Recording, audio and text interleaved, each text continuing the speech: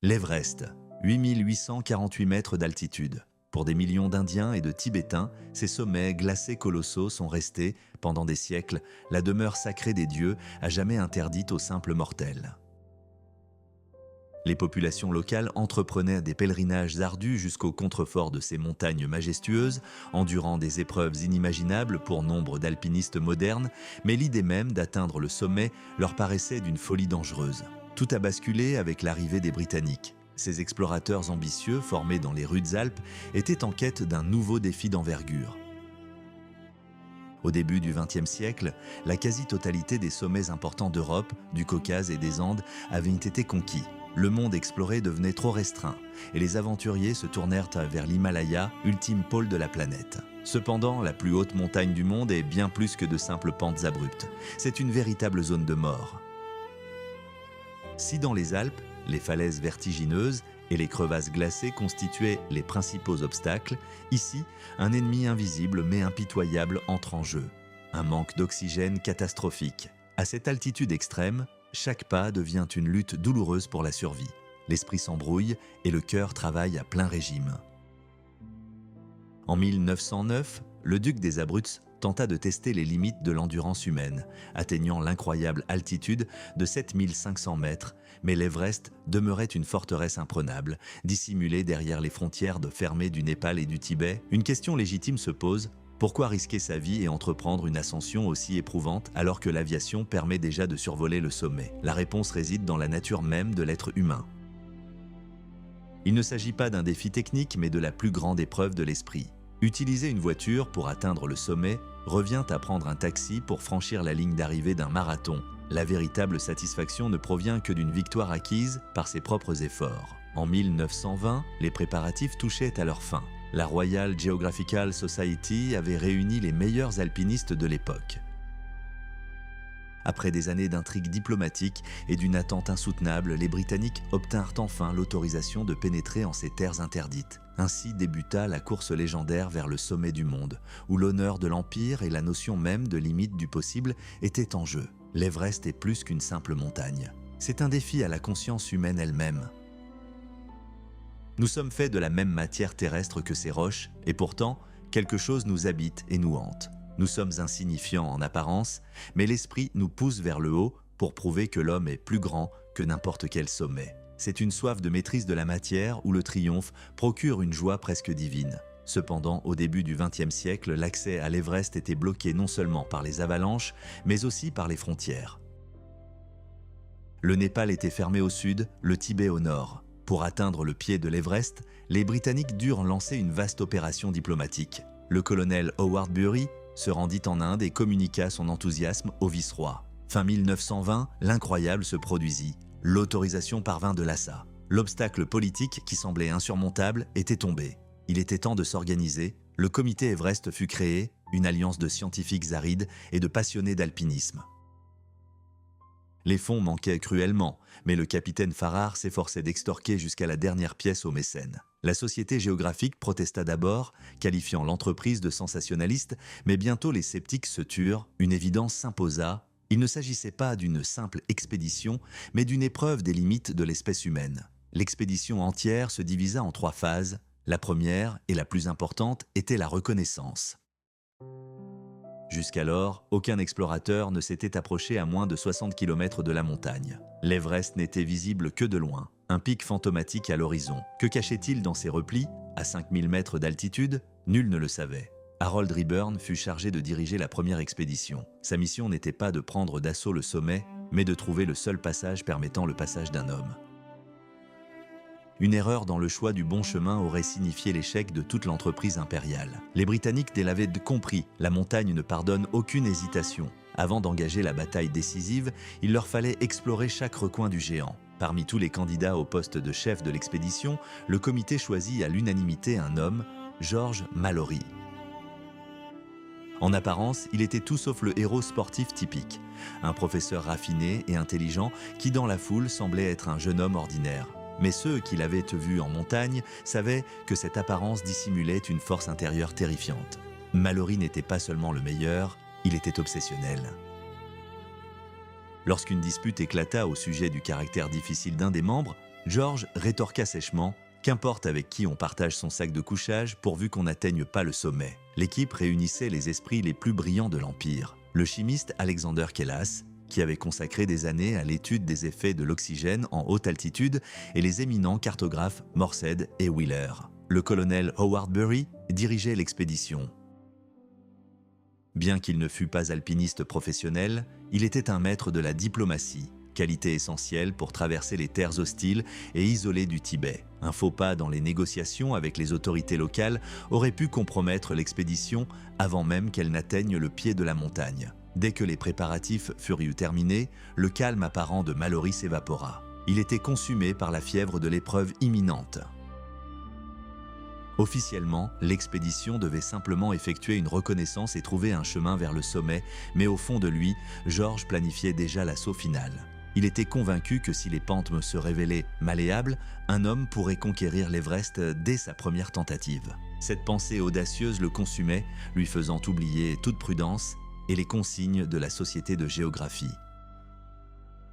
Le périple de 6000 km traversa mers et continents jusqu'à Darjeeling. Là, les Britanniques prirent une décision révolutionnaire. Au lieu de s'en remettre à des paysans contraints de monter en montagne, ils commencèrent à recruter et à former des porteurs professionnels. Cette nouvelle approche systématique de la conquête de l'altitude allait devenir la référence pour toutes les ascensions himalayennes. L'air était imprégné d'un parfum de tonnerre et de grandes découvertes. La Grande-Bretagne misait tout sur l'expédition la plus ambitieuse de son histoire, envoyée dans l'Himalaya. Le grand débat entre l'homme et la montagne entrait dans sa phase décisive. Mallory scrutait l'horizon avec impatience, où son défi ultime, le sommet du monde, se dissimulait derrière les nuages. Bruce comprit que l'ascension de l'Everest n'était pas une simple promenade, mais une véritable opération militaire. Le succès exigeait non pas des travailleurs occasionnels, mais des hommes pour qui la montagne était leur foyer. Il sélectionna 40 des meilleurs représentants des tribus Sherpa et Botias. On leur inculqua cette idée: vous ne portez pas seulement une charge, vous écrivez votre nom dans l'histoire. Ils bénéficièrent de la meilleure solde et du meilleur équipement, mais surtout, on leur inculqua une discipline rigoureuse. Bruce savait que sans un ordre strict, leur passion naturelle et leur spontanéité pouvaient compromettre l'entreprise à tout moment. En mai 1921, Darjeeling était en pleine effervescence. Des tonnes de provisions et les meilleurs experts de l'Empire affluaient. L'équipe fut rejointe par les géomètres Morshead et Wheeler, aguerris au sommet canadien et himalayen. Mais l'enthousiasme général fut tempéré par l'arrivée du docteur Kellas. Épuisé par l'alpinisme hivernal, il paraissait terriblement faible, mais sa vaste expérience était trop précieuse pour être laissée sur place. La carte politique imposait ses conditions. Le Népal demeurait un royaume interdit, contraignant l'expédition à un long détour par le Sikkim. Le voyage fut une succession de contrastes. D'abord, l'équipe plongea dans l'enfer suffocant des tropiques. Dans la vallée de la Tista, la chaleur était insupportable et l'humidité si intense que les hommes suffoquaient littéralement. Dans ces jungles, chaque fleur exotique dissimulait un danger. Des myriades de sangsues affamées guettaient de leur proie sur chaque feuille, prêtes à les mordre instantanément. Mais plus ils montaient, plus le monde changeait. Les fourrés suffocants laissaient le place à des forêts de magnolias et à de fantastiques tapis de rhododendrons de toutes les nuances, du rose délicat au pourpre. Pour Mallory et ses compagnons, c'étaient leurs adieux définitifs à la luxuriante vie avant de pénétrer dans une zone de froid éternel. Le 22 mai, sous une pluie battante, ils atteignirent le col de Gelapla. Et là, la nature sembla se transformer. Dès qu'ils franchirent la crête, à 4000 mètres d'altitude, les brumes grises de l'Inde se dissipèrent. Le Tibet s'ouvrit devant eux. Un plateau aride et hostile sous un ciel d'un bleu aveuglant. 300 km de désert rocailleux et aride les attendaient. C'est ici, à mi-chemin de l'Everest, que leurs poumons allaient devoir s'acclimater à l'air raréfié. Le grand défi avait véritablement commencé. En descendant du col, les membres de l'expédition eurent l'impression de pénétrer dans un jardin d'Éden ultime. Les flancs de la montagne s'embrasaient littéralement de rhododendrons écarlates et des tapis multicolores de primes verts s'étendaient sous leurs pieds. Dans la vallée de Yatung, ils furent accueillis par des pommiers en fleurs et le parfum enivrant des roses sauvages. C'était une idylle trompeuse, presque festive, face à une véritable épreuve. Mais plus ils s'élevaient dans la vallée de Chumbi, plus les couleurs de la vie s'estompaient rapidement. Les forêts de mélèzes et de genévriers s'éclaircissaient, les arbres rapetissaient jusqu'à laisser place à des arbustes nains épineux. Le Pico Molari se dressait à l'horizon tel un gardien silencieux. Son sommet acéré, culminant à 7000 mètres, annonçait clairement la fin de la marche. C'est ici, aux abords du plateau, que l'expédition subit son premier coup dur. Le changement brutal de climat, les variations d'humidité accablantes et le manque de nourriture eurent raison de l'équipe. L'alpiniste chevronné Alexander Kellas tomba gravement malade peu après avoir atteint la forteresse de Fari. Fari, village sale et poussiéreux, était le dernier havre de paix avant de pénétrer dans l'inconnu. Devant eux se dressait le col de Tangla, véritable porte d'entrée du pays des neiges. En le franchissant à plus de 4500 mètres d'altitude, les Britanniques découvrirent un tout autre monde. Ici, la mousson n'atteint pas la région. La pluie n'y a pas sa place. Le ciel tibétain est d'un bleu aveuglant et l'air est si sec qu'il dessèche littéralement la peau et brûle les poumons. Le Tibet les accueillit avec des vents impitoyables et incessants. C'est une terre de contrastes extrêmes. Le jour, les rochers flamboient sous un soleil de plomb, tandis que la nuit, tout est figé dans un froid mordant. Le paysage semble totalement désert, jusqu'à ce qu'on aperçoive des troupeaux de yaks ou des colonies de pikas disparaissant rapidement dans leurs terriers. Même les oiseaux, ici, sont couleur de terre brûlée, camouflés par le plateau aride. Les Européens, dans ces contrées, sont rapidement saisis d'une profonde mélancolie existentielle, un étrange état de semi-existence où chaque pas exige un effort de volonté, et où seul le désert silencieux et brûlé par le soleil s'étend à perte de vue. Dans ce monde aride, la vie a maîtrisé l'art du camouflage. Pinsons des montagnes, perdrix et tétralyres arborent les couleurs de la pierre et de la poussière. Ils se fondent littéralement dans le paysage, échappant au regard vigilant des loups et des vautours planant dans le ciel. Mais la principale défense des animaux n'est pas le camouflage, mais la foi des populations locales. Les Tibétains ne chassent pas, considérant le meurtre comme un péché. Dans la lutte acharnée contre le vent glacial, hommes et bêtes sont devenus compagnons d'infortune. Les mouflons s'approchent des campements sans crainte et les moines nourrissent les prédateurs près des murs des monastères, créant ainsi une étrange oasis de confiance au milieu du plateau désolé. Au milieu des plaines désolées, des lacs d'un bleu perçant jaillissent soudain. L'un d'eux, le Bam Tso, semble irréel. Sa surface miroitante reflète les sommets d'un blanc immaculé, comme si le ciel s'était déversé sur la terre. Mais la beauté du Tibet est trompeuse. À un col à plus de 5000 mètres d'altitude, l'expédition connut sa première grande tragédie. Le cœur du légendaire alpiniste écossais, Kellas, lâcha sous l'effet de l'ascension prolongée. Il poursuivit son rêve jusqu'à son dernier souffle, mais ne vit l'Everest que de loin dans ses derniers instants. Il fut enterré à flanc de montagne face au sommet qu'il avait jadis conquis. L'équipe perdit son alpiniste de haute altitude le plus expérimenté et son meilleur spécialiste de l'oxygène. Il ne restait plus que 2 hommes, Mallory et Bullock, novices dans l'Himalaya. Puis, lorsque le brouillard se dissipa enfin sur l'Haroun, il se dressa devant eux. Immense, inaccessible, il clôturait la chaîne des géants de glace. Mallory, fasciné, scrutait la crête nord-est à travers ses jumelles, cherchant son chemin. La voie vers le sommet paraissait simple, mais les contreforts de la montagne étaient solidement dissimulés derrière un labyrinthe de falaises et de gorges profondes. Le dernier bastion de la civilisation était Shekhar-Dzong, une cité monastique fantastique littéralement nichée à flanc de falaise. Ses bâtiments grimpent jusqu'à la citadelle, où un Bouddha doré de 15 mètres de haut domine la pénombre épaisse et l'odeur âcre de l'huile de lampe. Là, sous le regard vigilant des gardiens de pierre, les alpinistes marquèrent une pause avant le saut décisif. Devant eux ne s'étendait que l'inconnu et l'air raréfié, où toute notion de réalité s'estompe. À Shekhar-Dzong, l'expédition fut accueillie par un saint vivant, le grand lama qui n'avait pas quitté le monastère depuis 66 ans. Vieil homme à une seule dent et au sourire bienveillant, il était assis sur un trône au milieu d'un nuage d'encens, vêtu de brocart d'or et de précieuses soies chinoises. Pour les habitants, il était un dieu terrestre, mais pour les alpinistes, cette rencontre fut leur dernier réconfort avant de plonger dans le silence glacial. Le 19 juin, l'expédition atteignit Tingri. Un mois de voyage éprouvant à travers le Tibet s'était achevé, mais la récompense en valait la peine. Du sommet, un panorama majestueux s'offrait à eux. L'Everest et ses voisins de plus de 8000 mètres emplissaient l'horizon. Cependant, la montagne elle-même tardait à se dévoiler. Mallory ne voyait pas seulement un pic, mais un labyrinthe monstrueux de crêtes et de ravins, voilé par les nuages de la mousson. Bientôt, Mallory et Bullock accompagnés de leurs meilleurs porteurs, partirent en reconnaissance.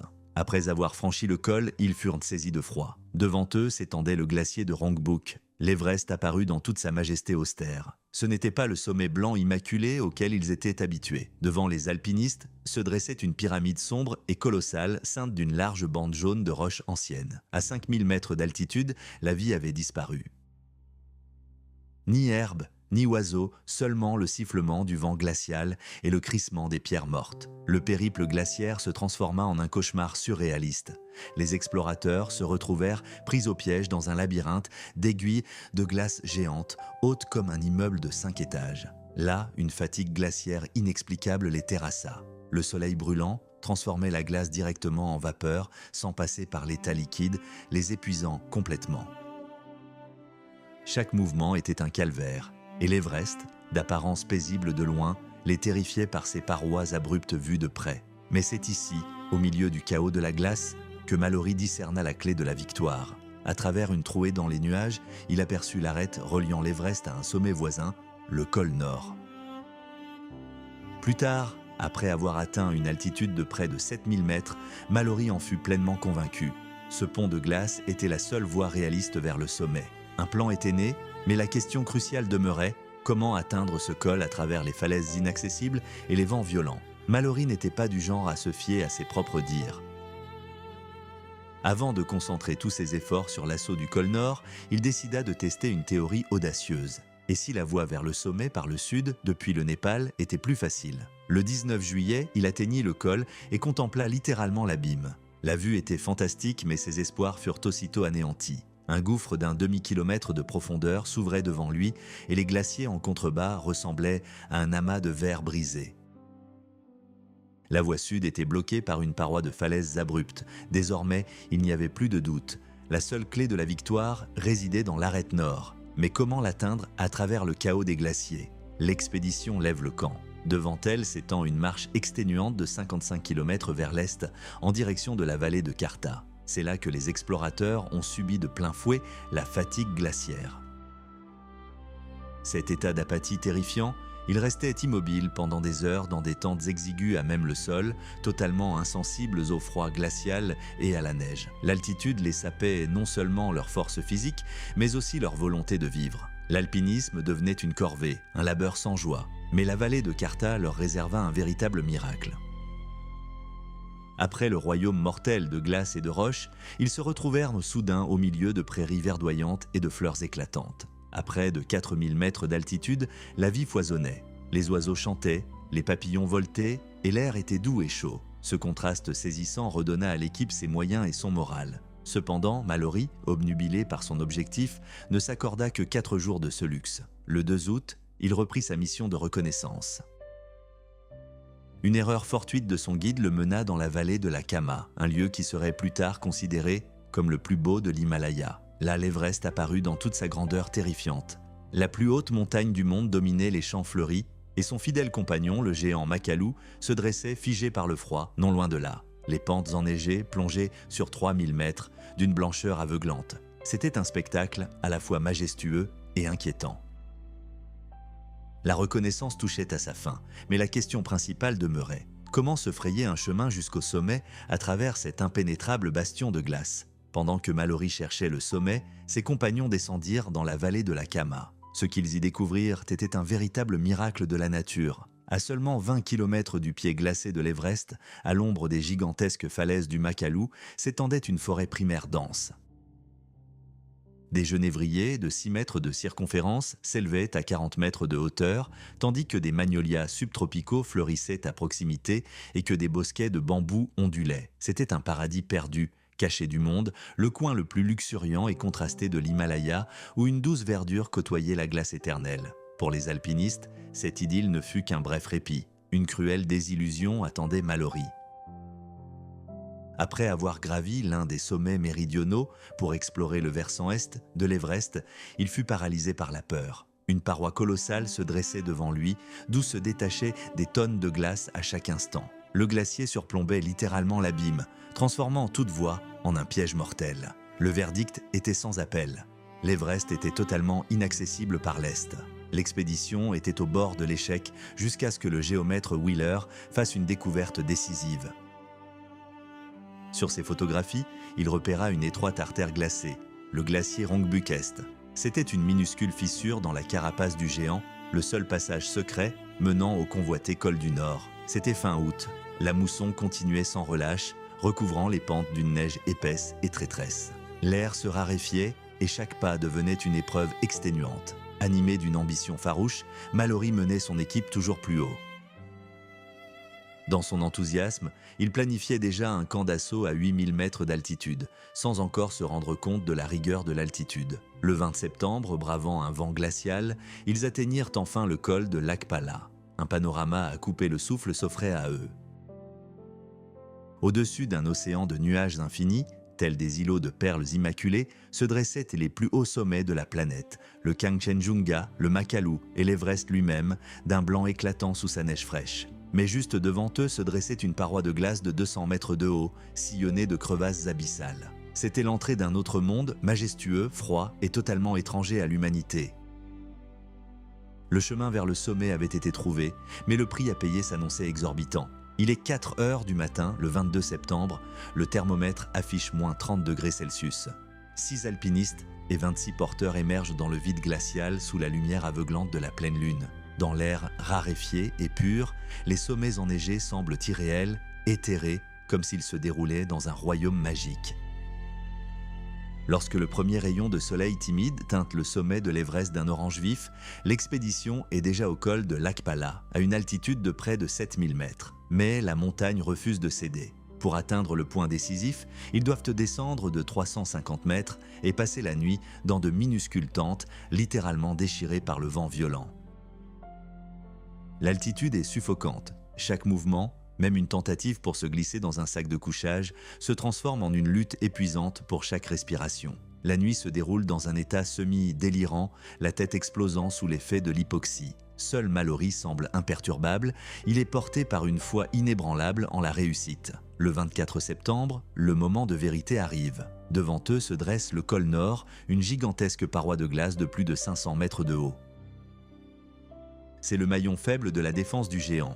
Mallory s'y aventure le premier, taillant lui-même 500 marches dans la pente abrupte et dangereuse. Enfin, ils atteignent la crête. Le passage est libre. De là, dominant l'horizon, Mallory voit, plus aucun obstacle insurmontable ne se dresse jusqu'au sommet. L'Everest n'est plus un mystère. Il est devenu un objectif accessible. Mais la victoire a un goût amer. Wheeler engourdit ses pieds gelés et les autres hommes sont au bord de l'épuisement. Soudain, une tempête éclate. Le vent est si violent que les flocons de neige aveuglent instantanément les hommes et que des rafales glacées les font tomber. Combattre un ouragan à cette altitude, c'est du suicide pur et simple. Mallory est contraint de battre en retraite au moment même où la clé du sommet est entre ses mains. L'expédition de 1921 est terminée. Ils n'ont pas atteint le sommet, mais ils ont accompli l'essentiel. Ils ont trouvé l'unique voie d'accès au toit du monde. Les fondations sont posées, les cartes sont dressées. 1 an plus tard, jour pour jour, les Britanniques nous reviendront pour porter le coup fatal à l'Everest.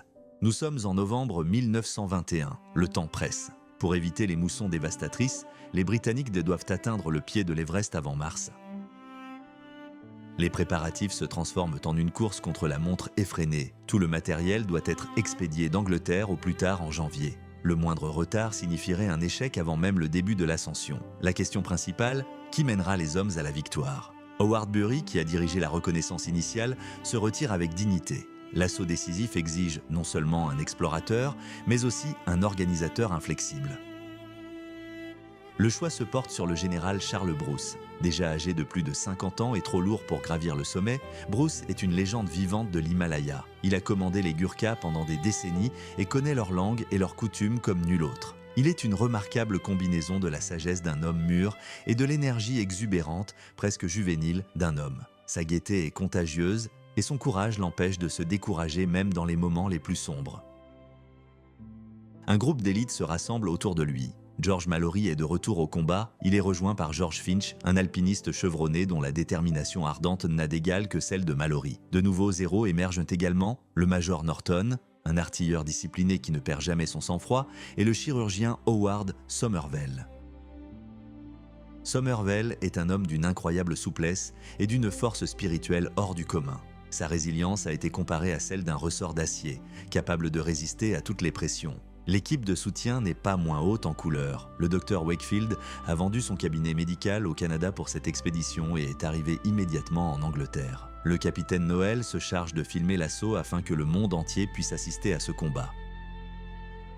L'équipe est au complet, chacun d'eux le sait. L'Everest ne pardonne aucune faiblesse. À une telle altitude, la montagne elle-même choisit qui sera autorisé à gravir l'Everest et qui restera à jamais prisonnier de son étreinte glacée. Le camp de base nous attend. De là, le majestueux sommet n'apparaît guère plus qu'un amas de roches et de glace, mais son charme envoûtant est irrésistible. En mars 1922, ces hommes s'aventureront dans l'inconnu pour porter le coup fatal à l'Everest. Le plateau tibétain les accueille avec des couleurs irréelles. L'artiste Sommervell désespère. Sa palette manque cruellement du bleu perçant nécessaire pour rendre compte de la profondeur de ces paysages lointains. Tandis que certains admirent le panorama, de vifs débats font rage au quartier général. La question principale, faut-il utiliser de l'oxygène artificiel? À l'époque, c'était considéré comme presque malhonnête, un peu comme du dopage. Les alpinistes de la vieille école grommelaient « Si l'on ne peut respirer soi-même cet air raréfié, l'exploit n'a que peu de valeur ». Pourtant, la logique était implacable. Personne n'avait jamais dépassé les 7500 mètres. Sous la pression de George Finch, le comité céda. La décision fut prise. De lourdes et encombrantes bonbonnes seraient leur filet de sécurité, même si beaucoup croyaient encore que l'esprit humain devait triompher sans béquilles. Le 24 mars, l'expédition quitte Darjeeling. Le général Bruce est dans son élément. Il rassemble sous son commandement 150 porteurs, Sherpas et Bottas. Ces hommes sont d'une résistance incroyable mais conservent une âme d'enfant. Pour les dissuader de boire et insuffler à l'expédition un sentiment d'urgence, Bruce fait appel aux forces supérieures. Des lamas bouddhistes bénissent le groupe, transformant ainsi des ouvriers salariés en acteurs d'une grande entreprise. À leur côté marche Karma Pol, un brillant traducteur et maître de l'étiquette tibétaine. Dans ces contrées, la politesse prime sur les armes. Un seul faux pas pourrait dresser des provinces entières contre les Britanniques. Le périple à travers le Tibet se transforme en une lutte acharnée contre l'hiver. Les ouragans d'avril vous terrassent au col à 5000 mètres d'altitude et le vent glacial vous épuise. Sur la tombe du docteur Kellas, l'équipe s'arrête un instant pour honorer leurs camarades. Enfin, le monastère de Rongbuk, ultime porte d'entrée vers l'Everest, se dresse devant eux. L'abbé, vénéré par les locaux comme une divinité vivante, accueille les Britanniques d'un sourire à la fois doux et perspicace. Ici, la violence est proscrite et les animaux sauvages s'approchent du camp sans crainte. Le lama scrute longuement les visages des nouveaux venus, incapables de comprendre leur obsession. Sa question est simple. Pourquoi visez-vous le sommet ? La réponse de Bruce se doit d'être irréprochable. Bruce répondit simplement au lama, c'était un pèlerinage. Pour un Tibétain, la convoitise de l'or ou du charbon était compréhensible, mais l'obsession du sommet ne l'était pas. Seul un but spirituel pouvait justifier une telle folie aux yeux d'une divinité vivante. L'itinéraire de l'expédition passait devant les cellules d'ermites qui avaient passé des années à contempler l'éternité dans de minuscules cellules de pierre, sans feu ni nourriture chaude. Leur force d'âme surhumaine inspirait l'espoir car une épreuve encore plus terrible attendait les Britanniques. Le 1er mai, une véritable ville de tentes s'élevait au pied de l'Everest. 13 Britanniques, des centaines de porteurs et 300 yaks. L'équipe n'avait que 3 semaines avant l'arrivée de la mousson, une période extrêmement courte où la montagne devient vulnérable. Le plan de Bruce était mathématiquement rigoureux, mais d'une extrême difficulté. La clé de la victoire résidait dans le camp d'assaut à 8230 mètres d'altitude. Personne n'avait jamais atteint une altitude aussi élevée. Tout reposait sur les porteurs. S'ils ne parvenaient pas à transporter les tentes et les vivres jusqu'à ce sommet, les alpinistes seraient livrés à eux-mêmes face au vide. Mais la réalité les rattrapa rapidement. Les Tibétains, engagés pour travailler sur le glacier, abandonnèrent tout du jour au lendemain et rentrèrent chez eux. Il était temps de labourer les champs, et ni l'argent ni la gloire ne purent les en dissuader. L'expédition était au bord de l'effondrement. Bruce dut improviser et recruter des habitants des villages voisins. Même des femmes avec des bébés dans les bras vinrent leur prêter main forte. Elles dormaient à la belle étoile sur des rochers, à 5000 mètres d'altitude, et aidaient à transporter les provisions jusqu'au camp situé plus bas. Tandis que les unités arrière s'efforcèrent de ravitailler la base, les unités d'avant-garde se frayaient un chemin à travers Rongbuk oriental. Un monde fantomatique de tours de glace s'ouvrit devant elles, luisant d'un bleu toxique et d'un vert émeraude dans leurs profondes crevasses. C'était une terre magique où le soleil disparaissait dès 3 heures de l'après-midi, laissant les hommes seuls face au vent glacial et aux ténèbres. Le 10 mai, Mallory et Somervell, les héros de l'expédition, quittèrent le camp de base. Ils traversèrent rapidement les camps établis, abandonnant les derniers vestiges de confort.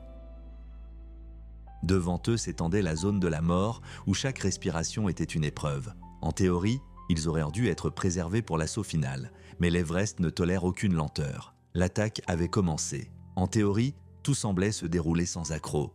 Les chefs devaient se reposer et reprendre des forces en contrebas pendant que les autres préparaient de la voie. Mais l'Everest dissipa rapidement ses illusions. L'ascension du col Nord se révéla un piège mortel. Une paroi quasi verticale où la glace scintillait d'un bleu toxique. Seuls quelques-uns parvinrent à s'y frayer un chemin. Mallory et Somervell, les héros de l'expédition, furent contraints de mener la marche, dépensant l'énergie dont ils avaient cruellement besoin pour l'effort final. Le 13 mai, ils entamèrent leur ascension. Là où la neige douce recouvrait l'année précédente, s'étendait désormais un glacier nu, dur comme l'acier.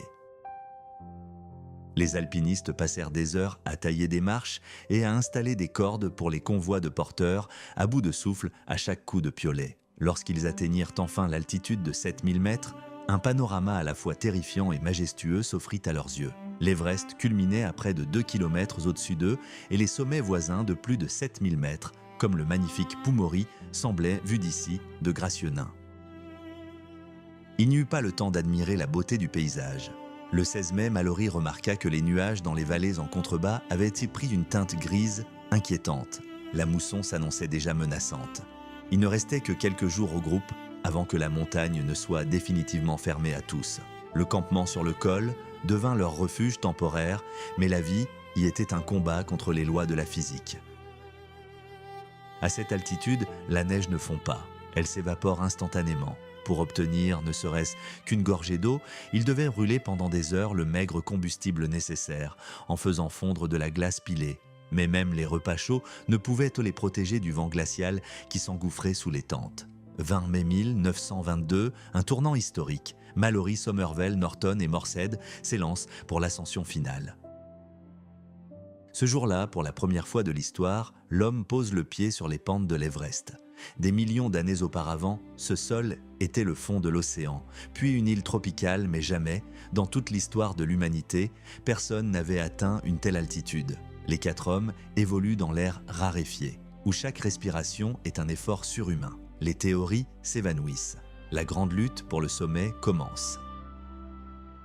La montagne baptisée du nom de Sir George Everest semblait presque accueillante vue de loin, mais ce n'était qu'une illusion. De près, sa face nord se transformait en une gigantesque paroi concave où chaque aspérité menaçait de déclencher une avalanche. Le 20 mai, le temps offrait aux alpinistes un calme trompeur, mais bientôt le soleil disparut et le froid glacial commença à pénétrer jusqu'aux os. À 7500 mètres d'altitude, l'air était si raréfié que chaque pas exigeait une inspiration saccadée. À midi, le groupe se heurta à un nouveau problème. L'Everest refusait de leur offrir un abri. Les pentes étaient aussi abruptes qu'il semblait impossible de trouver un emplacement plat, même pour une petite tente. Ce n'est qu'à 14 heures, en tâtonnant littéralement dans un épais brouillard, qu'ils découvrirent une étroite corniche rocheuse. Renvoyant leur porteur, Mallory et ses compagnons se retrouvèrent seuls dans le silence de mort des hauteurs. Le matin du 21 mai, la neige et un épais brouillard s'abattirent sur le groupe. Morseed, à bout de force, resta sous la tente pour ne pas le surcharger. Mallory, Somervell et Norton poursuivirent leur ascension à un rythme exténuant. 1 demi-heure d'avance, 3 minutes de repos. Leur vitesse chuta à un maigre 120 mètres par heure. À 8225 mètres, ils furent pris de froid. C'était un record du monde absolu, mais au lieu de fierté, les alpinistes ne ressentirent qu'une indifférence terrifiante. Le manque d'oxygène les avait complètement anéantis. Conscients qu'il leur restait au moins 10 heures d'ascension jusqu'au sommet et que leurs forces les abandonnaient, ils prirent à 14h30 la difficile décision de rebrousser chemin. La descente a failli tourner au drame.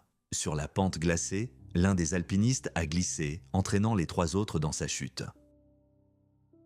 Les 3 hommes, reliés par une simple corde, se sont retrouvés précipités vers un précipice d'1 kilomètre de profondeur. À cet instant, Mallory a fait preuve de réflexes incroyables. Il a planté son piolet dans la neige, enroulé la corde autour et appuyé de tout son poids sur le manche. Le choc a été violent, mais le piolet a tenu bon. Ils n'atteignirent le camp qu'à minuit, épuisés. Mais là, l'épreuve finale les attendait. Ils n'avaient aucun ustensile de cuisine. Incapables même de faire fondre la neige, les hommes assoiffés se contentèrent d'un mélange de glace pilée, de confiture de fraises et de lait congelé. L'Everest leur a appris une dure leçon. Il ne suffit pas d'être un héros. Il faut aussi savoir survivre coûte que coûte. Pendant que le groupe de Mallory se remettait de ses épreuves, un homme que beaucoup considéraient comme fou fit son apparition. George Finch, chimiste et fanatique, croyait non seulement à la force physique, mais aussi à la science. Il apporta avec lui un objet que les alpinistes de l'époque abhorraient, les appareils à oxygène. Il s'agissait d'énormes machines de 12 kg, munies de masques suffocants qui dysfonctionnaient constamment. Mais Finch était inflexible. Il rejoignit 2 autres personnes dans le groupe sous oxygène, le talentueux athlète Geoffrey Bruce et le robuste Gurkha Tejbir.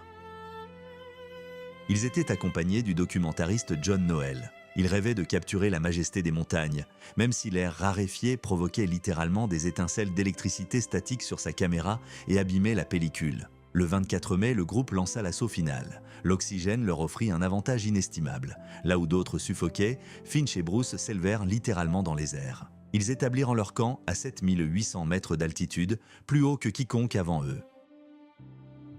Mais l'Everest n'allait pas se laisser faire sans combattre. À midi, le ciel s'était obscurci, une tempête de neige s'était levée. Les alpinistes se retrouvèrent piégés dans une minuscule tente, suspendue au-dessus d'un abîme de 1200 mètres de profondeur. La poussière de neige s'infiltrait par les coutures et le froid glacial pénétrait jusqu'aux os.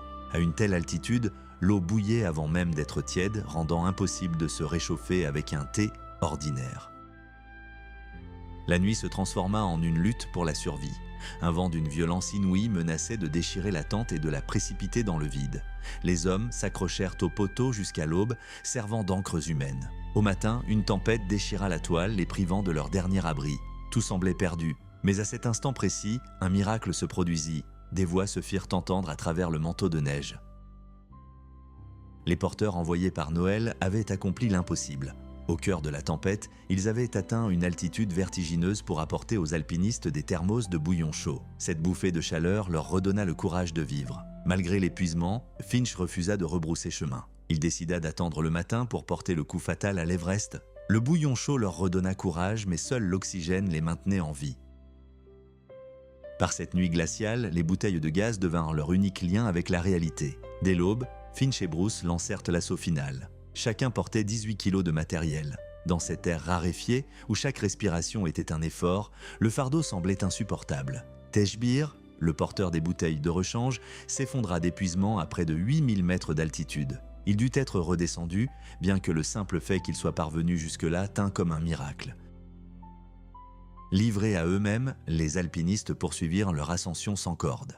La croûte traîtresse craquait sous leurs pas, dissimulant de profonds précipices. À 8230 mètres d'altitude, le pire se produisit. L'appareil à oxygène de Bruce tomba soudainement en panne. Dans la zone de la mort, où la conscience s'estompe progressivement et où le cerveau fonctionne de manière quasi mécanique, Finch accomplit un véritable exploit.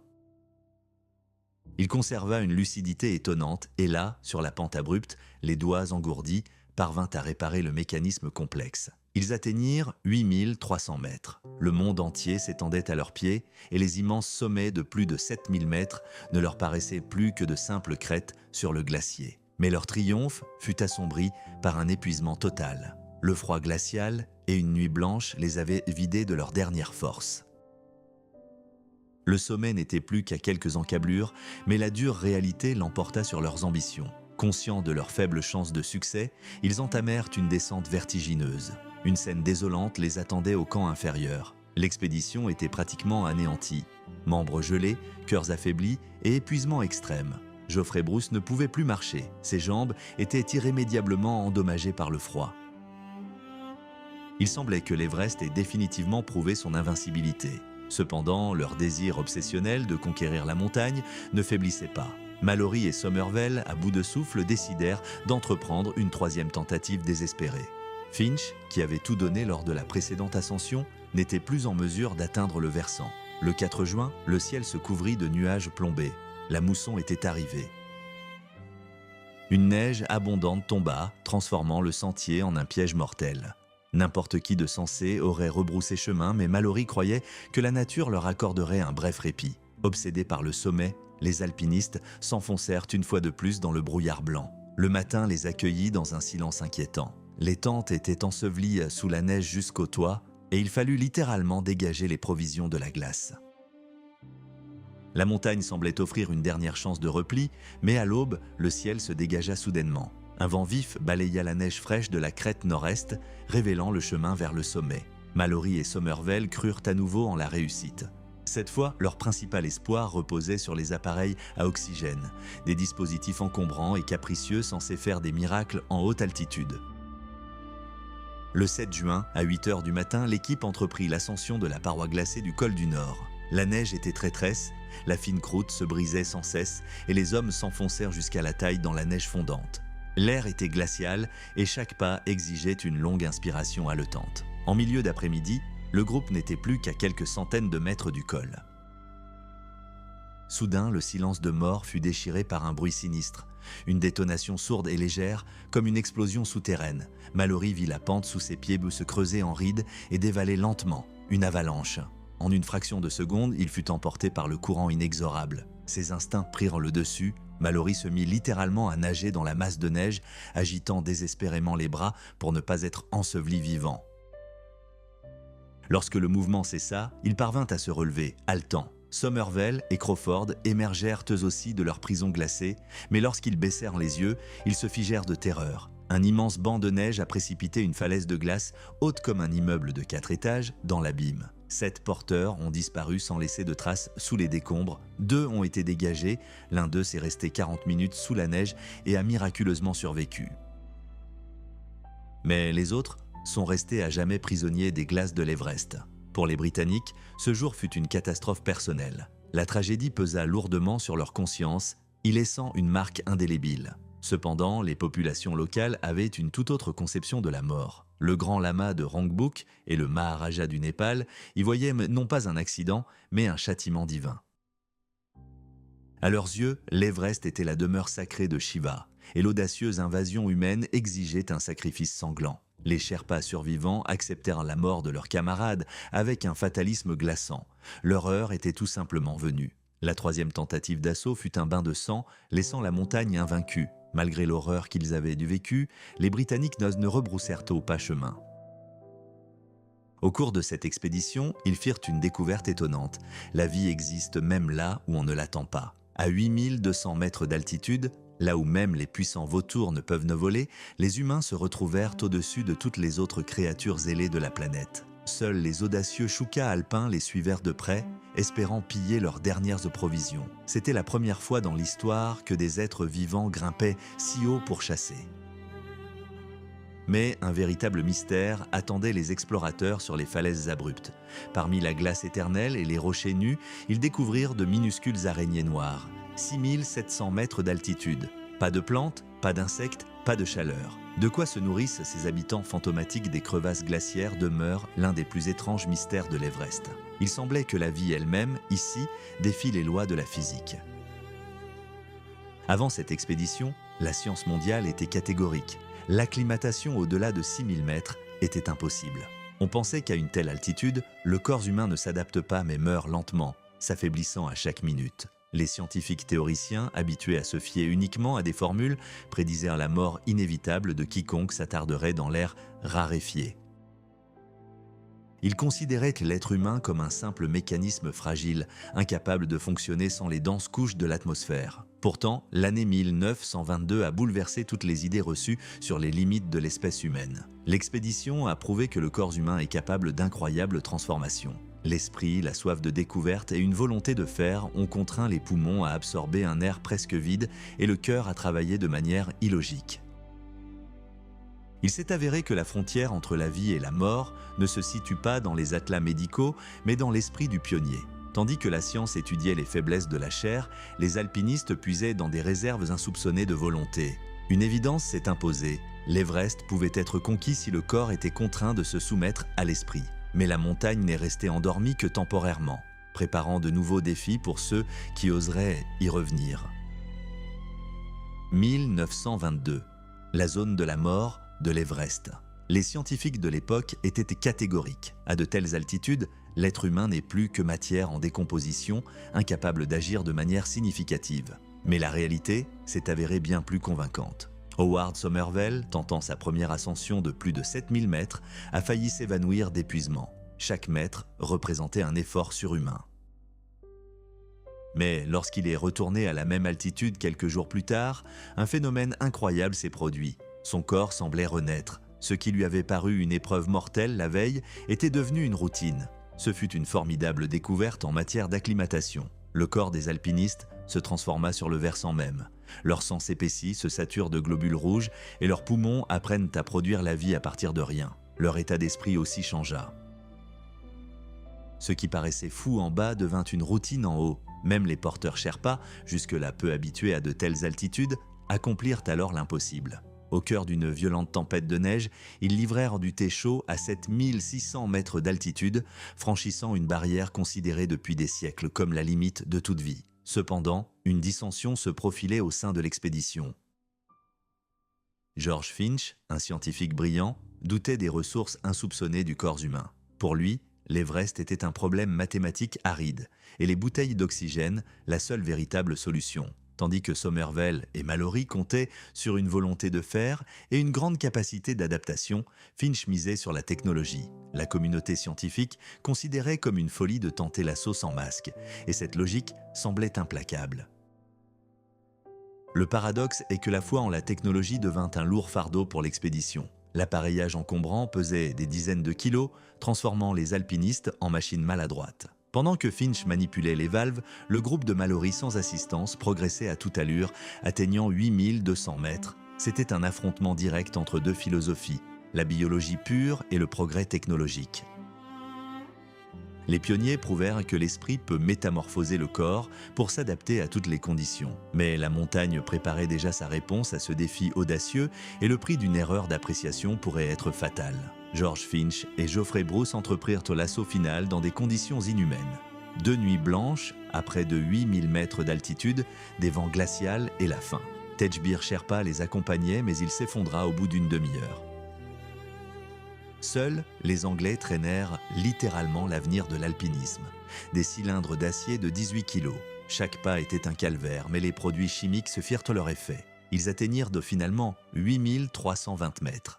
Le sommet n'était plus qu'à 500 mètres de dénivelé. C'était un véritable exploit d'ingénierie. Ils avaient grimpé plus haut que l'expédition de Mallory, et s'étaient rapprochés 2 fois plus de leur objectif. Le débat semblait clos. Finch exulta, déclarant que l'oxygène serait obligatoire lors des expéditions futures. Mais la montagne ne se résume pas à des chiffres sur un baromètre. Le matériel lourd devint un véritable fléau pour la logistique. Au lieu de vivres supplémentaires et de tentes chaudes, les porteurs furent contraints de trimballer des montagnes de fer. Un dilemme existentiel se posa. Voyager léger en se fiant à leurs poumons ou devenir otage de mécanismes capricieux. Les partisans du style puriste croyaient en l'incroyable capacité d'adaptation du corps humain. Pour eux, utiliser de l'oxygène était un aveu de faiblesse, privant l'exploit de son véritable sens. Si l'on veut explorer ses limites, on ne doit compter que sur soi-même. L'expédition de 1922 laissa un goût amer. Elle prouva que l'Everest était accessible par les 2 méthodes. Mais c'est là que résidait le piège. Un alpiniste ne doit pas hésiter. Il doit soit faire entièrement confiance à la technologie, soit se fier uniquement à sa force physique et à sa volonté. Toute indécision dans le choix d'une méthode compliquerait fatalement ses plans. Les préparatifs de la 3e tentative en 1924 commencèrent par la même erreur fatale. Le comité, une fois de plus, compta sur l'oxygène comme réserve, surchargeant ainsi la chaîne d'approvisionnement. Le général Bruce reprit les rênes et le colonel Norton, officier brillant qui connaissait la montagne comme sa poche, fut nommé son adjoint. Il pensait avoir tiré toutes les leçons du passé, de l'âge des participants aux vêtements coupe-vent. Mais, par souci de prudence, ils enfreignirent la règle la plus importante. Le plan d'attaque devait être d'une simplicité extrême. Une 3e tentative les attendait, qui allait devenir la plus légendaire et la plus tragique de l'histoire de l'ascension de son plus haut sommet. La formation de l'équipe se révéla un exercice diplomatique complexe. Le colonel Norton, malgré son service aux Dardanelles, parvint à s'échapper et à rejoindre les rangs. Mais la question la plus urgente concernait la participation de George Mallory. Le comité était déchiré par des contradictions. Pouvait-on demander pour la 3e fois à un père de famille de risquer sa vie là où ses camarades avaient déjà péri? D'un autre côté, ne pas inviter Mallory aurait été une insulte fatale. Un intermédiaire de confiance fut dépêché auprès de l'alpiniste et, à l'immense soulagement du quartier général, le légendaire alpiniste accepta le défi sans hésiter. L'âme de l'expédition était enfin réunie. Il était accompagné des meilleurs, le brillant chirurgien Somervell et le géologue Odell, calme et imperturbable. Mais la décision la plus inattendue et la plus risquée fut l'invitation d'Andrew Irvine. Le jeune homme n'avait que 22 ans. Il n'avait aucune expérience de l'alpinisme dans les Alpes et de nombreux experts le jugeaient trop jeune et trop lourd pour l'Everest. Pourtant, Irvine possédait la force physique phénoménale d'un rameur d'Oxford et, plus important encore, un génie de la mécanique. Dans un monde où la vie dépendait d'un équipement d'oxygène capricieux et lourd, son habileté et son esprit vif pouvaient être l'atout décisif. Le problème financier planait sur l'expédition comme une épée de Damoclès. Il leur fallait réunir la somme alors colossale de 10 000 livres sterling. L'ingénieux capitaine Noël trouva une solution. Il transforma l'ascension du sommet en un vaste projet médiatique, vendant de fait les droits exclusifs de tournage et de photographie. Désormais, la communauté internationale suivrait chaque pas de l'expédition britannique sur les pentes du plus haut sommet du monde à travers les journaux et les écrans de cinéma. Norton, officier d'état-major expérimenté, insista sur une condition essentielle. Le plan d'assaut devait être minutieusement élaboré en Angleterre. Il savait pertinemment qu'à 5000 mètres d'altitude, dans l'air raréfié et balayé par un vent glacial incessant, le cerveau humain flanche. L'irritabilité s'installe et la moindre discussion dégénère en conflit acharné. Les préparatifs se poursuivirent avec une méticulosité obsessionnelle. On vérifia les tentes neuves, on acheta le meilleur équipement et même des costumes de cérémonie pour les visites officielles aux autorités tibétaines. La machine fut lancée et cette troupe hétéroclite de gentlemen et d'aventuriers partit affronter son destin tragique. La préparation de l'assaut s'apparentait à l'assemblage d'un mécanisme d'horlogerie complexe. Chaque détail fut méticuleusement calibré, du poids des sacs de couchage à l'ordre des caisses de vivres. Chaque conteneur de ravitaillement était numéroté et stocké à Londres afin que les rations ne se périment pas pendant le transport. Norton insista même pour avoir une bibliothèque. Dans le froid glacial, les livres étaient le seul moyen de préserver sa santé mentale. Mais le principal obstacle était l'oxygène. Cet appareil encombrant de 9 kilos était considéré comme un fardeau par beaucoup, mais la peur de la zone morte l'emporta. La décision fut prise, opter pour des bouteilles d'oxygène. En mars 1924, un groupe partit de Darjeeling, alliant expérience et audace juvénile. Parmi eux se trouvèrent des vétérans des années précédentes et des nouveaux venus comme le jeune Andrew Irvine et le légendaire George Mallory. Le voyage à travers le Sikkim leur offrit une vision fantomatique. Le Kangchenjunga apparut à travers une trouée dans la brume, planant dans une brume pourpre, tel un présage de grands exploits à venir. Cependant, la réalité du Tibet se révéla bien plus dure. Dans la ville frontalière de Fari, l'expédition ne se heurta pas aux éléments mais à la bassesse humaine. Un fonctionnaire local, avide et rusé, tenta de couper les approvisionnements et de saboter l'embauche de travailleurs. Le général Bruce fut contraint d'adopter une position ferme. Une plainte directe envoyée par télégraphe à Lhasa ramena rapidement les Tibétains à la raison. Mais cette maigre victoire fut suivie d'une catastrophe que personne n'aurait pu prévoir. Les vents glacés des cols tibétains furent dévastateurs. Le général Bruce, âme et pilier de l'expédition, fut soudainement terrassé par une grave crise de paludisme. Cet homme, à la carrure imposante, dont la simple présence faisait paraître n'importe quelle épreuve dérisoire, fut contraint d'abandonner l'équipe. Son départ fut un choc pour tous, et particulièrement pour les Sherpas qui vénéraient si leur chef. Le commandement passa à Edward Norton. Désormais, au lieu d'un chef charismatique, il incarnait une autorité inflexible, celle d'un officier d'état-major froid et d'un alpiniste chevronné. Son approche était pragmatique, le navire primait sur l'équipage et le sommet sur tout le reste. L'expédition avait perdu de son enthousiasme, mais elle avait retrouvé sa détermination d'acier. Sous le souffle glacial de l'Himalaya, les Britanniques se poursuivirent leur route vers le pied de l'Everest, ignorant encore le terrible prix qu'ils devraient de payer pour cette tentative. Edward Norton prit le commandement avec le professionnalisme froid d'un officier d'état-major. Son leadership était dénué de toute emphase. Le sommet était le seul objectif, et tout le reste, y compris ses propres ambitions, n'était qu'un moyen.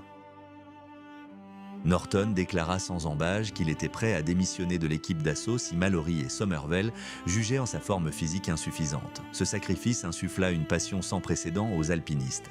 Même George Mallory, légende vivante et vétéran de 3 expéditions, écrivit des lettres pour exprimer son admiration envers leur nouveau chef. Sous la direction de Norton, l'équipe trouva un second souffle et une cohésion à toute épreuve. Lors des haltes, dans les villages tibétains, les alpinistes passèrent des heures à débattre des cartes. Le plan de l'assaut final ressemblait à une partie d'échecs complexe, chaque mouvement étant calculé au mètre près. Les groupes furent divisés en 2 catégories, ceux qui utilisèrent de l'oxygène et ceux qui tenteraient l'ascension finale sans masque. Mallory, qui avait toujours rêvé d'une ascension sans oxygène, fut profondément déçu. Les calculs montraient que, étant le plus expérimenté, il était obligé de diriger l'équipe à oxygène. Malgré sa déception, il accepta le défi. On lui attribua le jeune Andrew Irvine comme partenaire. Novice, il possédait néanmoins un sens technique exceptionnel. Il pouvait réparer du matériel délicat directement sur la roche. Pour ne faire qu'un, ils devinrent inséparables, étudiant mutuellement leurs moindres gestes et habitudes. L'expédition tout entière était imprégnée d'un sentiment exaltant de victoire imminente. La météo était exceptionnellement douce cette année-là, et les participants étaient au sommet de leur forme physique. Les Sherpas devinrent le principal soutien des Britanniques. Ces alpinistes agiles et nerveux émerveillèrent les Britanniques par leur endurance et leur optimisme inébranlable. Ils étaient considérés comme des âmes sœurs. Ils partageaient le même humour grinçant, la même soif d'aventure et une intrépidité absolue face au danger. À ce moment-là, l'Everest semblait presque conquis. Le matériel était testé, les tactiques perfectionnées, et le moral de l'équipe inébranlable, mais les montagnes peuvent attendre. En laissant croire à ces alpinistes qu'ils étaient invulnérables, l'Everest ne faisait que préparer le terrain pour l'un des drames les plus grands et les plus sombres de l'histoire de l'humanité. Les Britanniques progressèrent à travers le Tibet avec une précision redoutable, telle une horloge parfaitement huilée. Tandis que les porteurs d'élite, aguerris à la haute altitude et dotés des meilleurs vêtements et vivres, étaient réservés pour l'effort final, la caravane enchaînait les kilomètres sur le plateau brûlé par le soleil. Le rythme était immuable. Lever aux aurores, petit déjeuner en plein air, marche sous un soleil de plomb et des nuits glaciales où les températures descendaient jusqu'à moins 12 degrés Celsius. À Shekhar Dzong, le gouverneur local, impressionné par la détermination des Britanniques, leur fournit de nouveaux véhicules et l'expédition atteignit le col de Pangla en avance sur le calendrier prévu. Là, à 5500 mètres d'altitude, un panorama à couper le souffle s'offrit enfin à leurs yeux. La chaîne himalayenne s'étendait sur 300 km. Au cœur de ce chaos glacé, l'Everest régnait en maître. Une pyramide sombre et colossale dont le versant nord était presque entièrement déneigé par les violents vents du nord-ouest. Des centaines d'alpinistes avaient conquis ce sommet dans leur imagination, mais la dure réalité les réduisait au silence. Lorsque 300 yaks déposèrent leur charge au monastère de Rongbuk, l'idylle prit fin. Alors que le camp de base était en cours d'installation, la montagne lança son premier avertissement. Une tempête de neige s'abattit sur la région, transformant instantanément le tri du matériel en un véritable enfer glacé. Désormais, tout reposait sur la logistique. Il fallait construire une chaîne de 7 camps, le dernier devant être accroché aux falaises à plus de 8000 mètres d'altitude. Mais le principal ennemi n'était pas le climat, mais l'air raréfié. À 5000, la répartition. Ils parvinrent à établir leur premier campement dans un endroit abrité. Mais un glacier encore plus redoutable et un froid impitoyable les attendaient. À 5300 mètres d'altitude, la logistique se transformait en un véritable casse-tête. Les porteurs tibétains travaillaient jusqu'à l'extrême limite de leur capacité, accomplissant parfois l'impossible. Un fait marquant, une femme a porté un sac de 18 kg, surmonté de son enfant de 2 ans, jusqu'à 6000 mètres. Mais la montagne. Pour progresser, les alpinistes durent passer des heures à tailler des marches dans la glace translucide. Entre des tranches de tours de glace, tels des fantômes figés, les hommes avançaient à une vitesse désespérément lente. Lorsqu'ils atteignirent enfin leur destination à 6400 mètres, la nuit tombait et le froid avait déjà commencé son œuvre mortelle. La nuit du 6 au 7 mai marqua un tournant décisif. La température chuta à moins 30 degrés Celsius. Au matin, le camp ressemblait à un hôpital de campagne. Les alpinistes chevronnés, Irvine et Odell, étaient hors d'état de nuire, et il fallut littéralement extraire de force les porteurs de leur tente. L'un d'eux était à peine vivant. Ses jambes étaient si enflées qu'il ne pouvait même plus enfiler ses chaussures. Le moral, comme l'admettait Mallory, s'était effondré. Le groupe était complètement démoralisé et apathique. À ce moment critique, Norton prit les commandes. Ils savaient qu'hésiter dans une zone aussi mortelle signifierait la mort de toute l'équipe. Ils mobilisèrent leurs réserves d'urgence, alcool fort rare, sacs de couchage spéciaux pour la haute altitude et les meilleures provisions. Des porteurs frais furent dépêchés en urgence du camp de base, dont l'énergie communicative galvanisa temporairement les autres. Le 9 mai, rassemblant leurs dernières forces, l'équipe se remit en route. La situation semblait stabilisée, mais l'Everest préparait une nouvelle attaque. La caravane avait à peine quitté le camp que le ciel s'obscurcit et qu'une bourrasque de neige s'abattit sur les pentes, réduisant la visibilité à néant. Le troisième camp accueillit le groupe dans un silence glacial. Dehors, une tempête hurlait et une profonde apathie régnait sous les tentes. Les porteurs étaient si épuisés qu'ils refusaient même de manger, attendant simplement la faim. Seule l'énergie débordante de Geoffrey Bruce et d'une poignée de volontaires frais parvint à nourrir les hommes et à les traîner dans leurs sacs de couchage. La nuit se transforma en un véritable supplice. La neige s'infiltrait par les coutures, fondait sous leurs vêtements et ruisselait sur leur corps en ruisseaux glacés. La température chuta à moins 21 degrés, transformant leur sang en une gelée épaisse. Au matin, le constat était sans appel. L'Everest avait gagné. Mallory et Irvine, réduits à l'état d'ombre vivante, furent aussitôt renvoyés en bas. Norton et Somervell, restés sur place, accomplirent un exploit quasi impossible. En pleine tempête, ils atteignirent le glacier à découvert et portèrent sur leurs épaules 19 lourds sacs de provisions. À leur retour, épuisés, ils s'effondraient, s'endormant à même la roche. Le vent déchirait la toile de la tente avec une telle violence, comme un teckel affamé secouant un rat pris au piège. Autour d'eux, tout n'était qu'un chaos blanc. Le 11 mai, la retraite aussi pénible qu'inévitable commença. Le moral du groupe était au plus bas. Ils refusaient de bouger, même en sachant que la chaleur salvatrice les attendait en bas. Geoffrey Bruce dut littéralement les expulser de leur tente, usant de toute l'éloquence et de la fermeté d'un officier. La descente ressemblait à la marche d'une armée vaincue après une bataille acharnée. Gurk Shamsher gisait inconscient, victime d'une hémorragie cérébrale, et le cordonnier Men Bahadur avait perdu ses 2 jambes jusqu'aux chevilles rongées par les gelures. Au camp de base, Norton, vétéran de la Première Guerre mondiale, peinait à se maîtriser. À une telle altitude, le caractère se transforme radicalement. Même les hommes les plus endurcis sombrent dans une rage incontrôlable ou un désespoir profond. L'expédition était au bord du gouffre, mais ses chefs trouvèrent en le salut là où ils ne l'attendaient pas. Toute l'équipe fut envoyée au monastère de Rongbuk pour rencontrer un lama. Un rituel ancestral et une bénédiction opéraient miraculeusement sur les porteurs. Leur volonté, mise à rude épreuve, leur fut rendue. Norton revit aussitôt sa tactique, formant des groupes d'élite composés des meilleurs alpinistes sous le commandement de contremaîtres expérimentés. La première tentative d'assaut se solda par un désastre, mais les Britanniques n'étaient pas prêts à admettre leur défaite. Ils décidèrent de se regrouper et de frapper à nouveau. La mort continuait de hanter l'expédition. Shamsher et le cordonnier Man Bahadur n'y survécurent pas. La montagne les engloutit avant l'assaut final. Leurs noms rejoignirent la liste funèbre gravée sur le monument de pierre, mais il n'y eut pas le temps pour de longs adieux. Mallory examina frénétiquement son programme. L'ascension finale était reportée au 29 mai. La mousson qui approchait menaçait déjà les alpinistes. Le 19 mai, les 4 chefs d'expédition, Norton, Somervell, Mallory et Odell, installèrent leur camp au camp 3. Devant eux, le col nord se dressait comme une muraille menaçante. C'était l'obstacle le plus dangereux vers le sommet. Un chaos glacé qui, 2 ans auparavant, avait enseveli 7 porteurs sous une avalanche.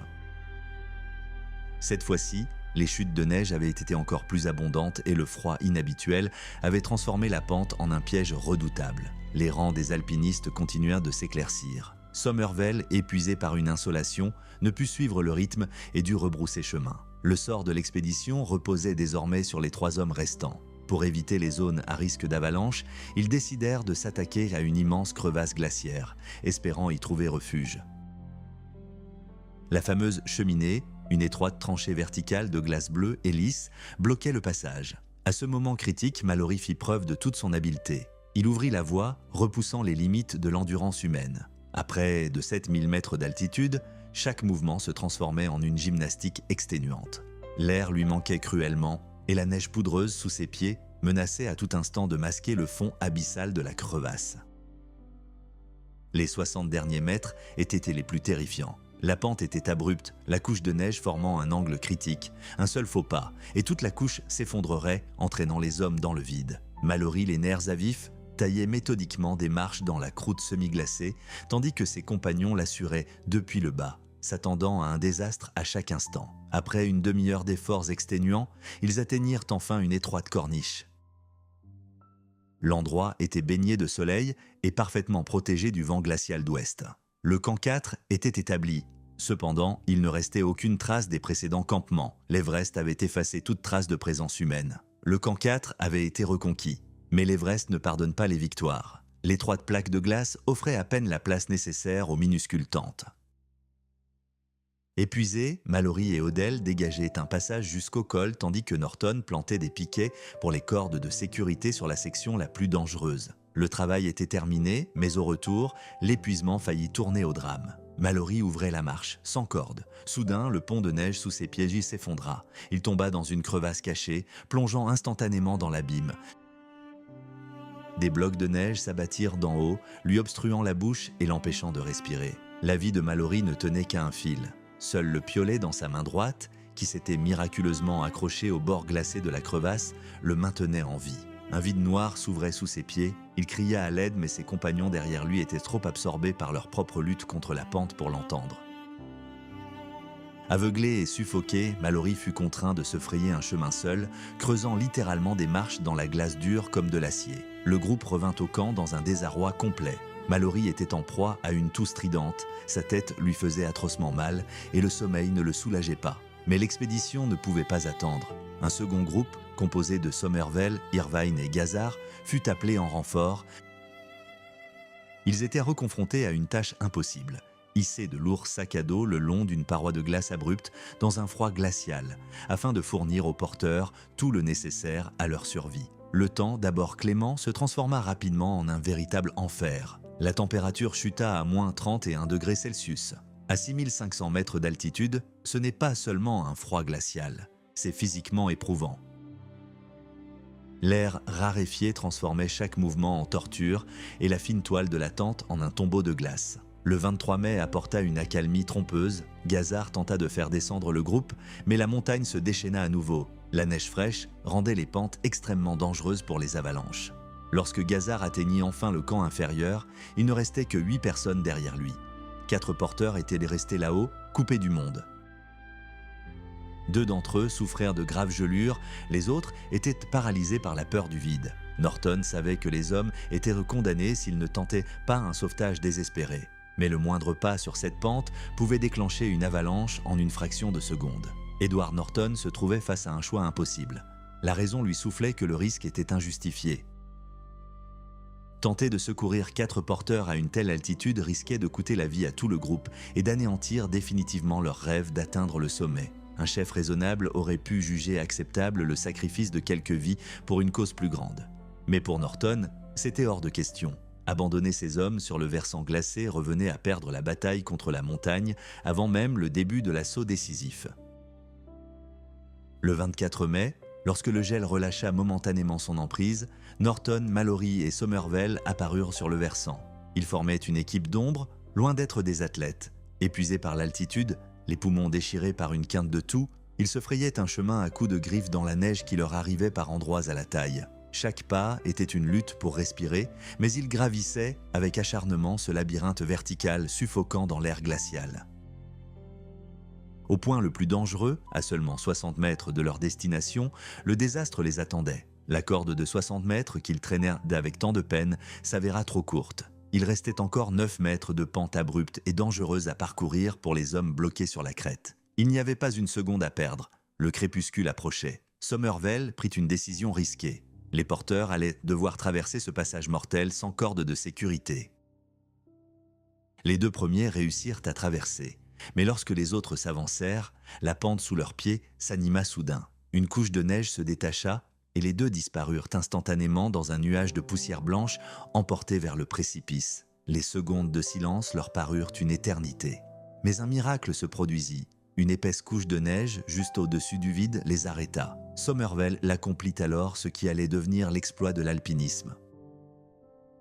Il planta son piolet dans la pente et fixa la corde. Norton et Mallory, à l'autre bout, s'accrochèrent de toute leur force tandis que leur compagnon exécutait sa manœuvre audacieuse. Somervell se pencha littéralement au-dessus du vide, en équilibre précaire. Il tendit la main vers chacun d'eux et, les saisissant par la peau du cou, les tira paralysés par la peur sur la glace. À 19h, tout était fini. Les 4 hommes étaient sains et saufs. Mais le prix de cet exploit était terrible. L'équipe était complètement épuisée. Somervell haletait, Norton pouvait à peine bouger ses pieds gelés. Ils avaient gardé leur dignité, mais en échange, ils avaient sacrifié leur dernière force pour atteindre le sommet. Il ne restait plus que 300 mètres jusqu'au but, tant convoité. Mais l'Everest avait déjà commencé à se faire payer. Après une opération de sauvetage exténuante, l'expédition ne tenait plus qu'à un fil. Le commandant Norton réunit les survivants en conseil de guerre d'urgence. La situation était critique. Sur les 55 porteurs, il n'en restait que 15. Les autres avaient succombé au froid et à l'altitude. Il ne restait aux alpinistes que 6 jours avant l'arrivée de la mousson, qui recouvrirait les pentes d'un manteau de neige et rendrait la voie vers le sommet définitivement impraticable. Lors de cette réunion, une décision audacieuse et périlleuse fut prise. Abandonner définitivement l'encombrant appareil à oxygène. Son poids excessif les ralentissait et il n'y avait pas de temps à perdre pour une remontée lente. C'était un véritable pari. George Mallory mena les 2 premiers assaillants. Une détermination fanatique transparaissait dans chacun de ses gestes. Son partenaire était Bruce, l'un des membres les plus résistants du groupe. Le 30 mai, l'offensive finale commença. Pour acheminer les provisions par-dessus les parois abruptes et glacées du col du Nord, les alpinistes construisirent des échelles de fortune avec des piquets de tente et des cordes. Chaque pas était incroyablement difficile, mais tous savaient la montagne ne leur laisserait pas de seconde chance. Le 1er juin, la météo semblait idéale, mais l'Everest peut se révéler traître. Le soleil aveuglant de l'Himalaya s'accompagne souvent de vents violents. À peine Mallory et Bruce quittèrent-ils l'abri des banquises pour rejoindre la crête exposée qu'un violent courant du nord-ouest les fouetta. L'air glacial transperçait leurs vêtements de protection et leurs couches de laine, les lacérant jusqu'aux os. Le vent ne se contentait pas de ralentir leur progression, il les renversait littéralement, menaçant de les précipiter dans le vide. À 7600 mètres d'altitude, les porteurs étaient complètement épuisés. C'était la limite des capacités humaines à cette époque. Mallory fut contraint de s'arrêter et d'installer le camp 5 sur une étroite crête rocheuse. 2 minuscules tentes, coincées dans la pente quasi verticale, devinrent leur seul abri. Tout ce qui leur échappait accidentellement disparaissait aussitôt dans l'abîme, sans laisser de traces. Cette nuit-là, sous le grondement incessant de la tempête, Mallory et Bruce gisaient dans l'obscurité. Ils le savaient, demain serait le jour décisif. Mais la question principale les tourmentait plus encore que le froid. Ces hommes épuisés auraient-ils le courage de franchir le pas final vers l'inconnu, ou la majestueuse montagne avait-elle déjà brisé leur morale? Le matin apporta une amère déception. Le vent glacial transperça leur corps et leur ôta toute volonté de combattre. Mallory et Bruce, confrontés au refus catégorique de leurs porteurs et à leur propre épuisement, furent contraints de rebrousser chemin. À la descente, ils croisèrent le second groupe, Norton et Somervell, impatients de remonter. La vue de ses camarades qui s'enfuyaient fut un électrochoc, mais Norton résolut de poursuivre. Accompagnés de 4 Sherpas dévoués, ils atteignirent le camp 5, mais la véritable crise survint à l'aube. À 5 heures du matin, les hommes ressemblaient à des abeilles figées par le froid, leur mouvement était de paralyser et l'instinct de survie leur soufflait de tout abandonner et de redescendre en courant. Le point de non-retour était atteint. Si les porteurs refusèrent de monter plus haut, l'histoire de l'exploration de l'Everest serait figée pour des décennies. Norton comprit que ni l'argent ni les ordres ne pourraient rien y changer. Il fit appel à leur cœur.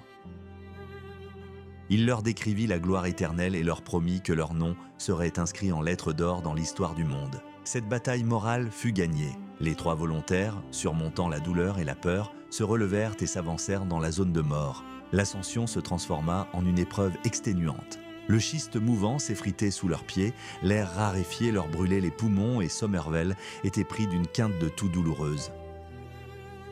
Mais à 8170 mètres d'altitude, dans une étroite crevasse rocheuse, ils parvinrent à installer une minuscule tente. C'était le camp 6, le poste avancé humain le plus élevé à l'époque. Après avoir renvoyé les porteurs, les alpinistes se retrouvèrent seuls dans un silence glacial.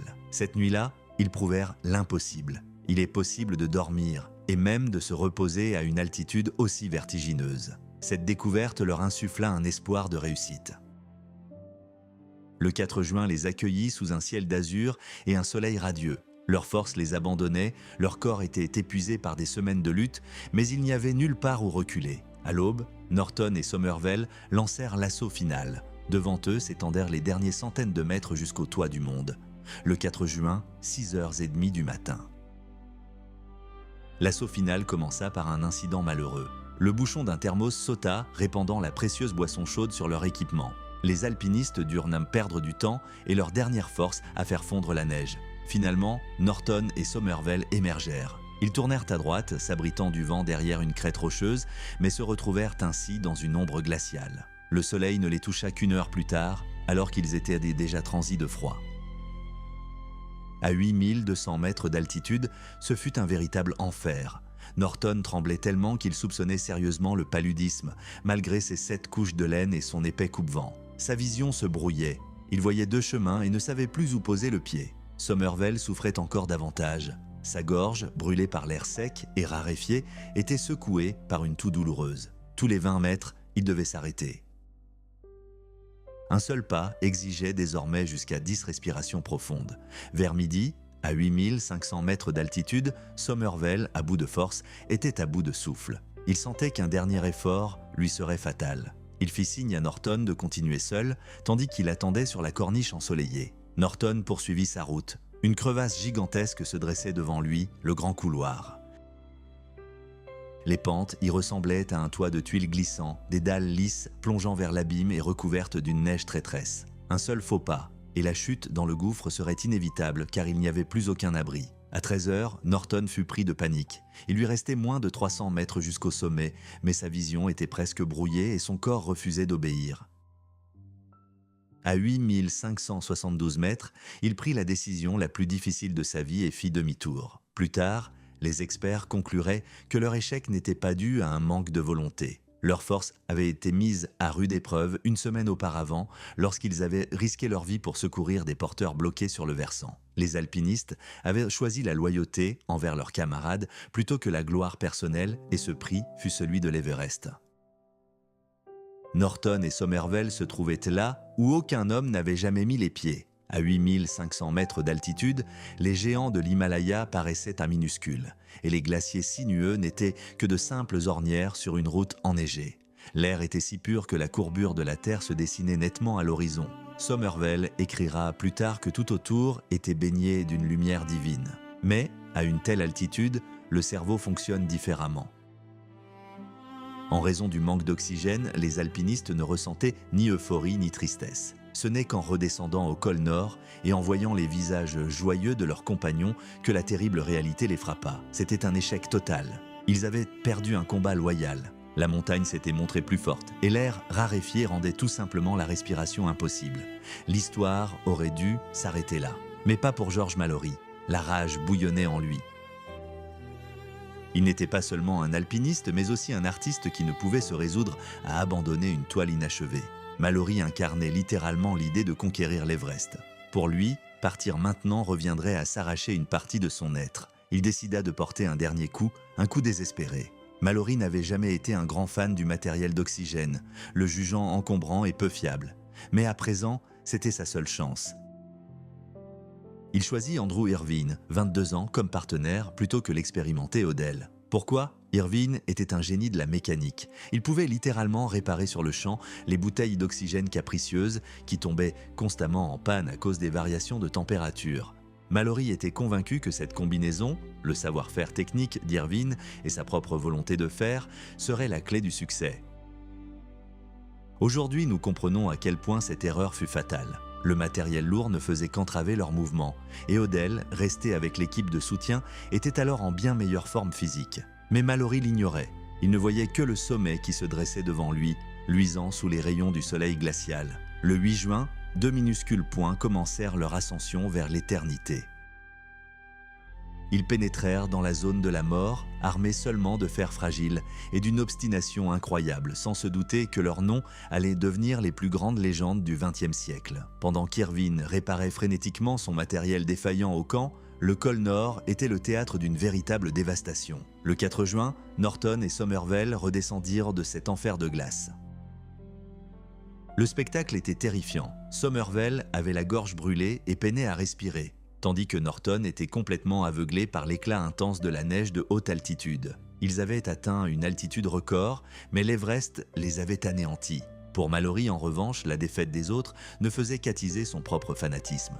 Il y voyait non pas un avertissement, mais un défi personnel. Mallory s'attarda une journée entière auprès de son ami devenu aveugle, mais son regard restait fixé sur le sommet. Il comprenait que la montagne incarnait la force primordiale du monde et que seule la volonté pouvait la contrer. Pour lui, alpiniste et artiste rentré bredouille pour la 3e fois équivalait à une mort spirituelle. Le choix était simple, tout ou rien. Irvine, jeune et enthousiaste, faisait une confiance absolue à son chef.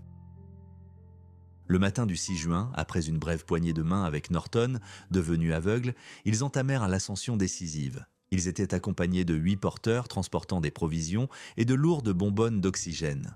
À 8000 mètres, Mallory fit descendre ses derniers hommes. Il glissa un petit mot à Odell. Le temps était parfait, mais l'équipement à oxygène était un véritable fardeau. Ce furent ses derniers mots. Odell resta seul au sein du groupe de soutien, le regard perdu dans le vide abyssal. Le 8 juin 1924 devint une journée empreinte de mystère. Odell grimpait derrière lui, mais un épais brouillard obscurcissait la pente. Les alpinistes étaient catastrophiquement en retard. Selon les calculs, ils auraient dû atteindre le sommet ce matin-là. À 0h50, un miracle se produisit. Les nuages s'écartèrent un instant, révélant la pyramide supérieure de l'Everest. Dans cette trouée, Odell aperçut 2 pointes noires se détachant sur le ciel. Ils se trouvaient sur le second ressaut, un gigantesque éperon rocheux. Ils ne rebroussèrent pas chemin, ils poursuivirent leur ascension vers le sommet. Mais 1 minute plus tard, le brouillard s'épaissit à nouveau, les dissimulant à jamais à la vue de tous. Mallory et Irvine entrèrent dans la légende, laissant au monde une question qui demeure sans réponse depuis un siècle. Odell se retrouva complètement seul dans cette nature sauvage et inquiétante, à 7700 mètres d'altitude. Jamais personne avant lui n'avait passé une nuit dans une telle solitude, aux portes même de la zone de la mort.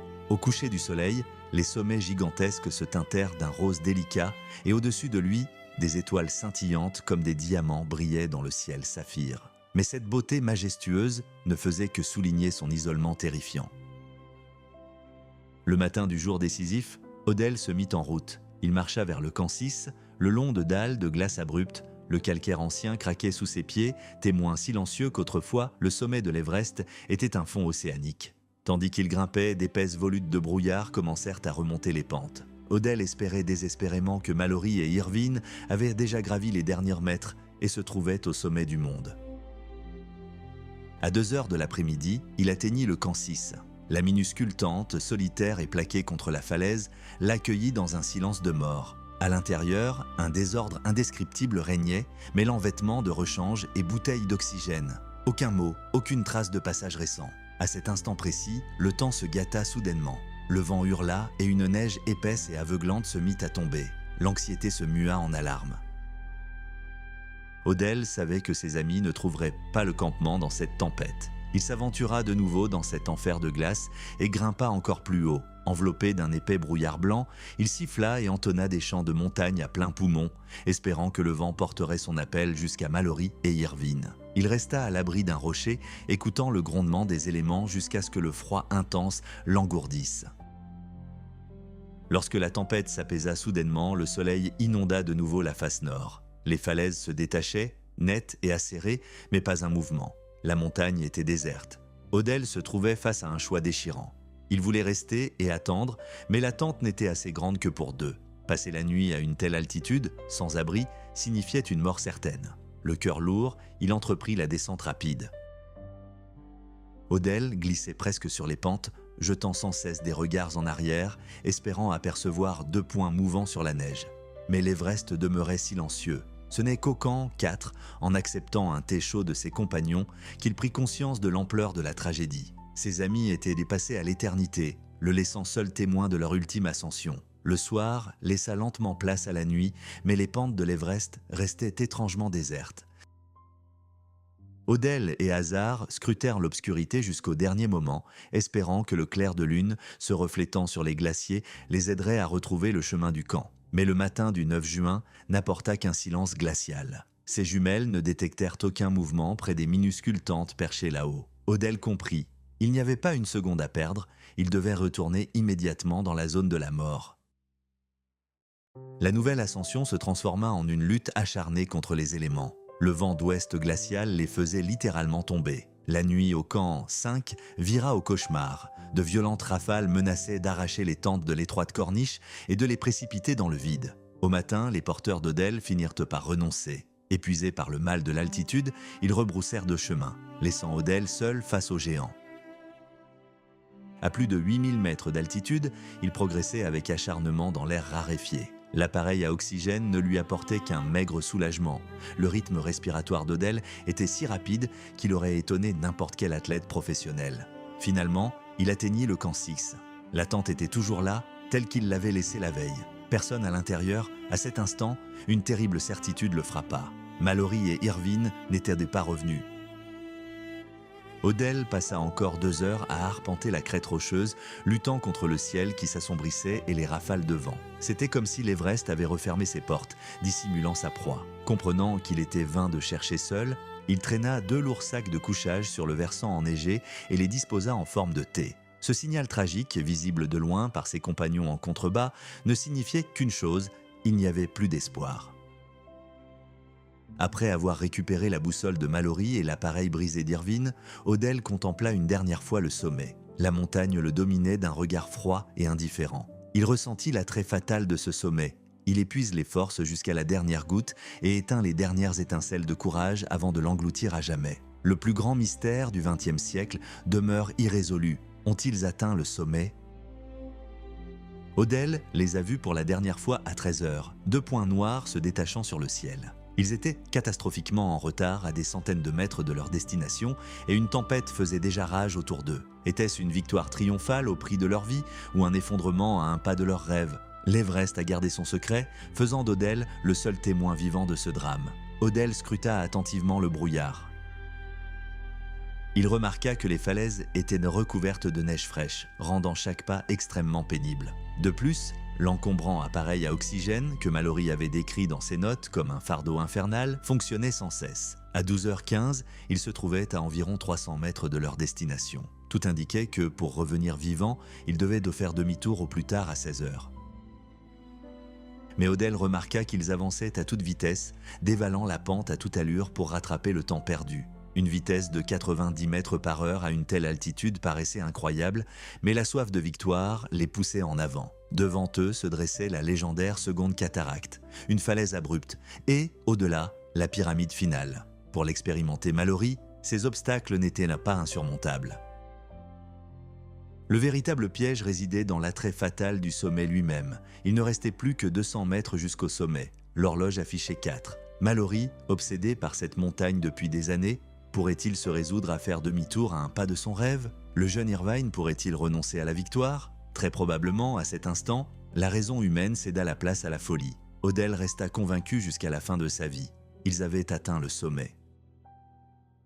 Mais cette victoire devint leur arrêt de mort. Au retour, ils furent plongés dans une obscurité totale. Épuisés, leurs masques à oxygène vides, ils progressèrent péniblement sur des dalles glissantes où la moindre erreur signifiait une mort instantanée pour les deux. Ils avaient des fusées éclairantes, mais le ciel au-dessus de l'Everest demeura d'un noir absolu cette nuit-là. Peut-être omettèrent-ils délibérément de signaler leur présence, afin de ne pas condamner leurs camarades à une mort certaine lors d'une tentative de sauvetage en pleine tempête. Lorsque la nouvelle parvint en Angleterre, le monde se figea. À Londres, l'immense Royal Albert Hall ne put accueillir tous ceux qui souhaitaient rendre hommage aux héros. Mallory et Irvine restèrent là, prisonniers de l'étreinte glacée de la montagne, à 3000 mètres, au-dessus de tout cimetière terrestre. Ils avaient perdu la bataille contre les éléments, mais ils avaient prouvé l'essentiel. L'Everest peut être conquis. La montagne eut raison de leur corps, mais leur audace changea à jamais le cours de l'histoire. La mort de Mallory et d'Irvine aurait pu mettre un terme à l'histoire de la conquête de l'Everest, mais elle ne fut au contraire qu'une ellipse assourdissante.